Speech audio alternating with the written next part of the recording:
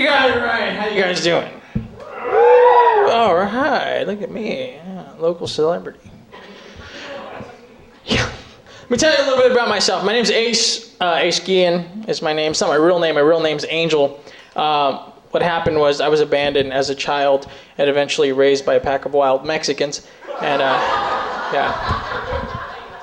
yeah, I know. It's weird because, I come from one of those families that's very proud, you know what I mean? Like, my dad, he's like Mexican Indian, so he's very proud of his heritage, you know what I mean?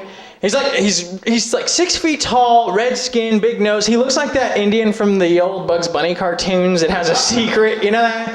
I know something I won't tell. That guy. And he only watches films where he thinks there's a Mexican actor in the movie. And the other day he was watching Star Wars, and I'm like,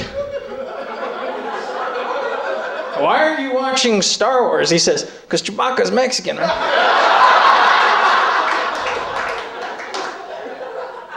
I'm like, why would you think Chewbacca's Mexican? He's like, think about it. He's brown, he's hairy, he doesn't speak English. He's a good mechanic. Everybody calls him Chewie. I'm a big movie buff. I love watching movies, man. I was reading this magazine article about movies, how they would originally they would take a TV show or a movie that was originally cast with a white actor, and how now they replace him with a black actor. And I was thinking to myself, because I saw The Honeymooners starring Cedric the Entertainer, and then I saw they were going to remake the film Scarface starring 50 Cent. And I was like, okay, hold on. Black people, you guys would be so mad at us Mexicans if we remade a film like, I don't know, Roots or something. Can you imagine that movie? Like a little Mexican guy just out in the field getting whipped. What's your name, boy? Ignacio!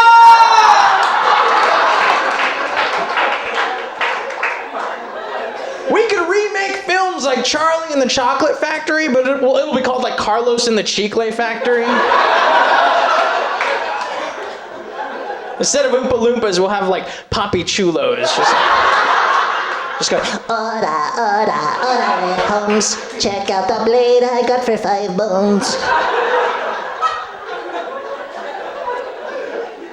My girlfriend and I, we go to this movie theater every weekend. Same theater. It's great. We love it. It's just our theater, you know?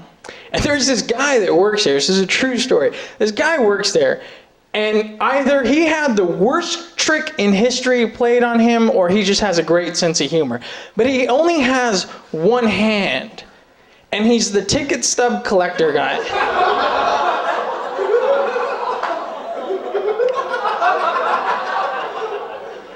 And he waves which theater you're supposed to go to with his nub. He's like, oh, theater 9, and it's weird. It's like that conversation with somebody whose eyes are really far apart. And you just look at him, you're like, I think he's going to be the grandpa at the family reunion that just has a sense of humor like nobody's business. All right, kids, pick a hand.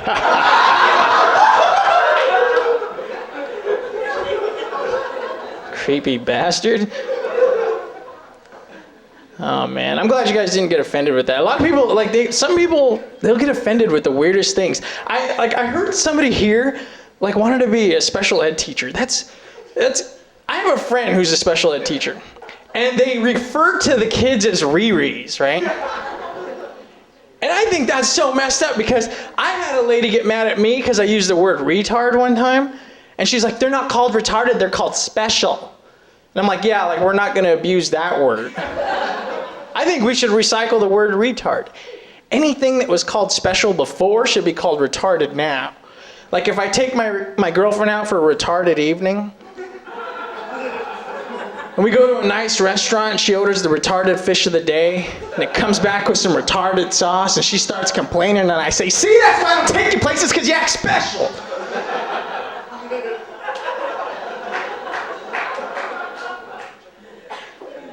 I had these new neighbors. I didn't even want to offend them because the wife she's a midget, right? And I didn't know. I thought she was a little kid at first. I saw her like waddling around, and then I noticed she was an adult because she had curly shoes. And I was like, oh, she's a dwarf, right? And I've never done drugs in my life, but I think that's what it feels like when you're out in your front yard and all of a sudden somebody calls your name next door and you look over and there's a midget waving at you. It's almost like a garden gnome came to life. You get all happy like you get a free wish or something. You're like, oh, never mind, that's just my travel-sized neighbor. I don't know what they want to be called. I don't know. We're dwarfs or something. I don't know. I went shopping with my girlfriend the other day. She was going bra shopping. And I love it because she was there. She was about to buy this bra, and this girl walks up and buys the same bra in a bigger size. And my girlfriend says, oh, never mind, I don't want that one. And she walked up. And I was like, wow, what if men had that problem? Like, what if we had crotch sizes or something? Like, how nice of a guy would I be if I found out I was an A cup or something like that? Or like a petite, you know? I could reminisce with my friends about my training boxers and how I have to wear a pair of push-up ones now so it looks like I'm bulging. That would suck. What I don't like, though, is like you know, everybody's fashion is different now. Like, I see some of those girls, and they're wearing, like, Playboy shirts and stuff, but they're fat. I don't think you should do that because sometimes the bunny's all stretched out. Starts to look like a happy face with an antenna. It's weird. Before I get out of here, I'm not very political. I just want to make a point about something.